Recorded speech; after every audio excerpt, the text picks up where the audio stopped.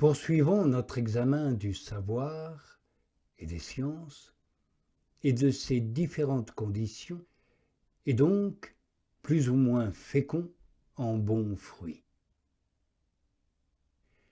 Des personnes, en effet, veulent savoir à la seule fin de savoir. Indigne curiosité. D'autres veulent connaître pour être connus eux-mêmes. Indigne vanité. Ceux-ci n'échapperont pas aux railleries du poète satirique qui récitait aux gens de cette espèce « Pour toi, savoir n'est rien si un autre ne sait pas que tu sais ».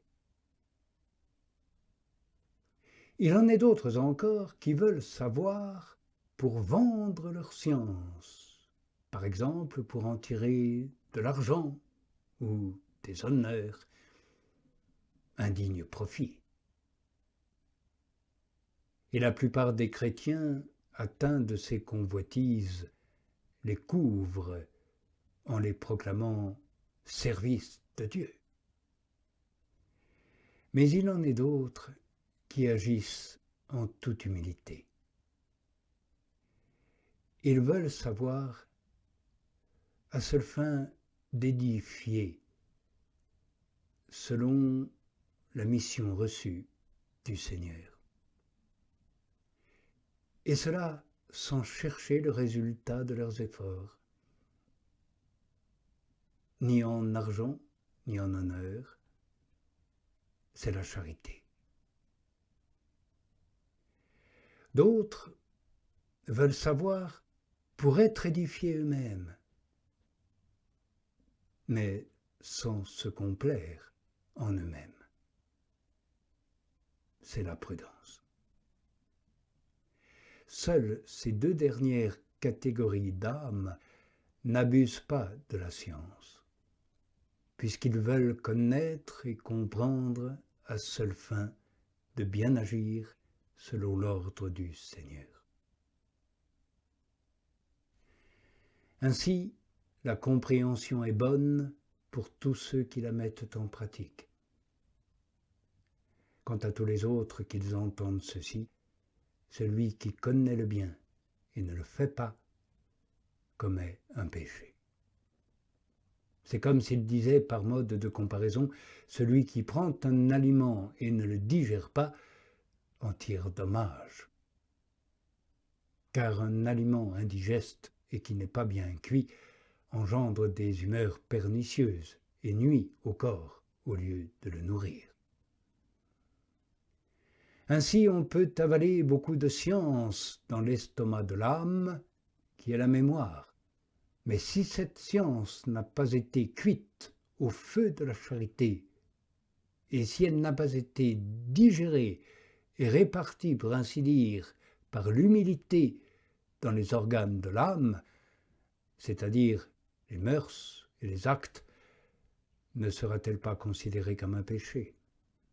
Car il faut que cette science, quelle qu'elle soit, à partir du bien qu'elle connaît, devienne elle-même bonne, ce dont la vie et les actes porteront témoignage. Le péché n'est-il pas une humeur pernicieuse, et les mœurs corrompues ne sont-elles pas des humeurs pernicieuses elles aussi? Celui donc qui sait le bien et ne le fait pas, ne devra-t-il pas supporter dans sa conscience les flatuosités et les coliques? Oui, il entendra en lui-même un arrêt de mort et de damnation toutes les fois que lui viendra à l'esprit cette parole de Dieu. Le serviteur qui connaît la volonté de son Seigneur et ne l'accomplit pas dignement recevra bien des coups. Considère si ce n'est pas au nom d'une telle âme que le prophète se lamentait en disant « Mon ventre me fait mal, mon ventre me fait mal ». À moins que cette répétition même ne semble suggérer un double sens, et nous oblige à en chercher un autre, après celui que nous venons de dire. Je pense que le prophète a dû dire cela en son propre nom parce que, plein de science et bouillonnant de charité, et désirant entièrement répandre son savoir, il ne trouvait personne qui ne se souciât de l'écouter. Ainsi sa science qu'il ne pouvait pas communiquer lui était comme à charge et lui faisait mal. Aussi, ce pieux docteur de l'Église plaint-il à la fois ceux qui dédaignent de savoir comment il faut vivre et ceux qui, tout en le sachant, n'en vivent pas moins mal. Quant au fait que le prophète répète les mêmes mots, ne vois-tu pas maintenant à quel point l'apôtre a eu raison de dire que la science enfle? Je veux donc, avant toute chose, l'âme se connaisse elle-même, car c'est là ce qu'exige aussi bien l'utilité que l'ordre. L'ordre parce que ce que nous sommes est premier pour nous. L'utilité parce qu'une telle science n'enfle pas, mais humilie, et qu'elle prépare d'une certaine manière notre édification. En effet, l'édifice spirituel ne peut tenir que sur le solide fondement de l'humilité. Or, pour acquérir l'humilité, l'âme ne peut trouver rien de plus efficace ou de plus adéquat que de se découvrir elle-même en vérité. Mais alors qu'elle ne se dissimule rien, qu'il n'y ait pas de fraude en son esprit, qu'elle se mette bien en face d'elle-même, sans se laisser détourner d'elle-même par quelque vaine gloire et illusion. Oui, en se regardant ainsi à la claire lumière de la vérité divine, ne va-t-elle pas se découvrir dans la région de la dissemblance?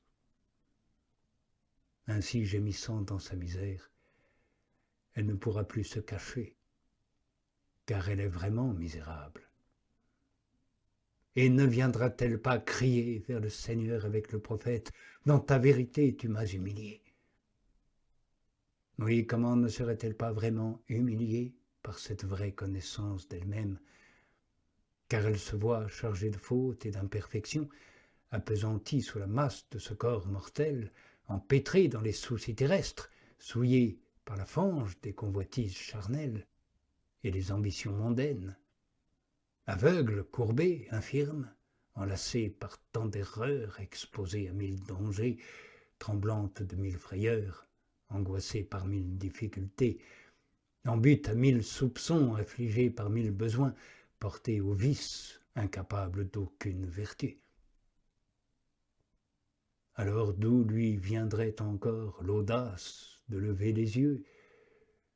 D'où lui viendrait le courage de dresser la tête? Ne va-t-elle pas bien plutôt se convertir dans son malheur, tandis que l'aiguillon la pique?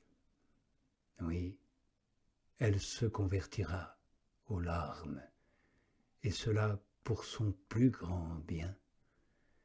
Elle se convertira aux plaintes et aux gémissements.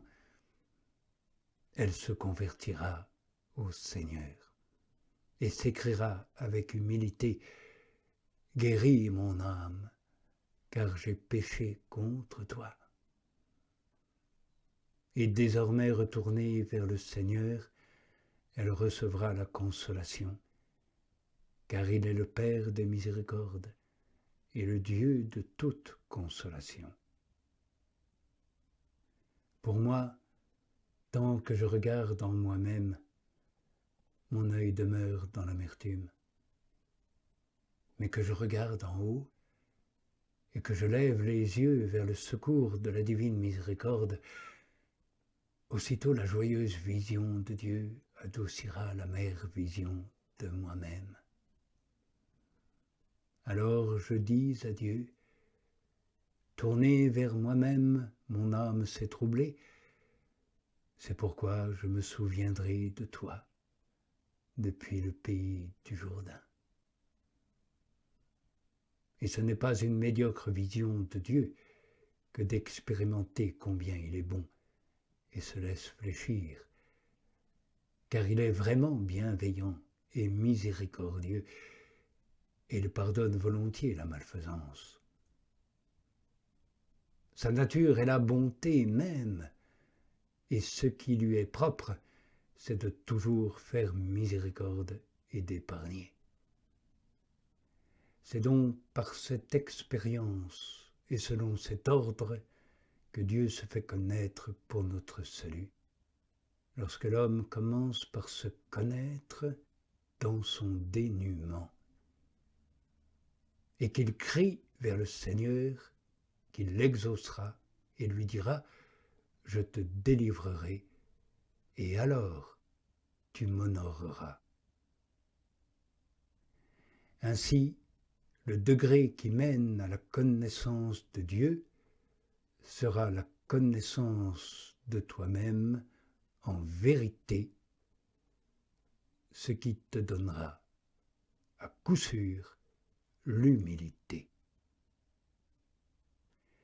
À partir de l'image de Dieu qui se renouvelle en toi, lui-même se laissera avoir, tandis que toi, contemplant avec confiance et à visage découvert la gloire du Seigneur, tu es transformé en cette même image, de clarté en clarté, comme par l'Esprit du Seigneur. Observe donc bien de quelle manière ces deux connaissances te sont nécessaires pour le salut, si bien que tu ne peux pas être sauvé si l'une ou l'autre fait défaut. Car si tu t'ignores toi-même, tu n'auras en toi ni la crainte de Dieu, ni l'humilité. À toi de voir si tu peux prétendre au salut sans la crainte de Dieu et sans l'humilité. Sans doute ne commettez-vous point cette folle erreur. Nous n'avons donc pas besoin de nous attarder davantage à ce qui est manifeste. Connaissance de soi-même pour acquérir l'humilité qui nous donnera la connaissance de Dieu miséricordieux et son salut. Connaissance de soi-même et connaissance de Dieu vont donc de pair. D'ailleurs, je pensais pouvoir m'acquitter en une double évocation de la promesse que j'avais faite au sujet de cette double ignorance, et j'y serais parvenu si cette évocation ne me semblait trop longue au regard de sa durée habituelle. Laissons donc le sujet en suspens et que notre pieuse attente glorifie notre Sauveur et Maître, Jésus, le Christ à jamais béni.